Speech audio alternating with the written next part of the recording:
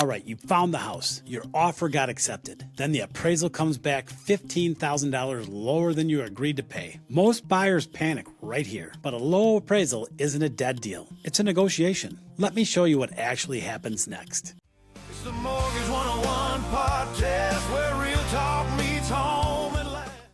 Welcome to Manley's Mortgage Minutes, powered by the Mortgage 101 podcast. I'm Manley Haines, and every week I break down what is actually happening in the Milwaukee metro market so you can move forward with clarity and confidence. Today, we're talking about one of the biggest surprises a buyer can run into, a low appraisal. By the end of this video, you'll understand why it happens and what your options are, and more importantly, how to protect yourself before you ever get here. Here's the truth. The bank doesn't care what you agreed to pay. They care about what the home is actually worth. They'll lend based on the lower of the purchase price or the appraised value. Let's make this real. Let's say you're buying a home in Waukesha for $425,000. You're putting 10% down. Everything is moving along great. Then the appraisal comes back at $410,000. That's a $15,000 gap. The bank is only going to lend based on the $410,000 value. The extra $15,000 doesn't just disappear. The bank isn't writing a check either. Somebody has to make up the difference. So what happens now? You've essentially got four options.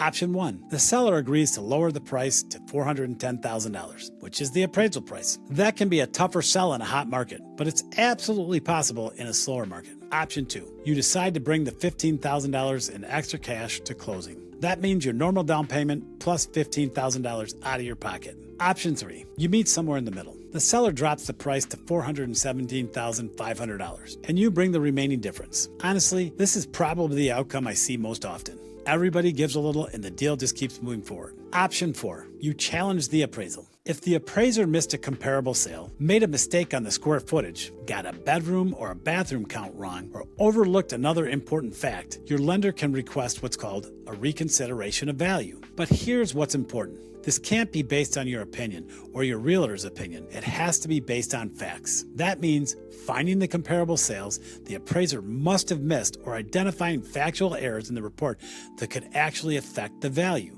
If we don't have the evidence, we really don't have a case. We can't simply ask for a higher value because we don't like the number. Now here's the part that most buyers never see coming. Whether you have any of these options often comes down to one line in your offer, the appraisal contingency. If you kept that contingency, you might have the ability to renegotiate or even walk away and keep your earnest money. But if you waived it due to a bidding war, you could be responsible for covering the entire gap yourself. The negotiation doesn't start when the appraisal comes in. It starts the day you write the offer. That's why understanding your options before you sign is so important. So here's the bottom line. A low appraisal feels like the deal just blew up. It didn't. It's simply another negotiation. The buyers who get through these situations aren't the ones who never run into the problems. They're the ones that understand them before they happen. That's exactly why we have these conversations. Thanks for watching Manley's Mortgage Minutes. Be sure to check out the Mortgage 101 podcast, where Anthony and I dive deeper into what's happening in today's housing market so you can make smarter and more confident decisions. If you're thinking about buying a home and you'd like me to run the numbers for you before you write an offer, give me a call or send me an email, shoot me a DM, or leave a comment below. I'm Manley, and I'll see you next week.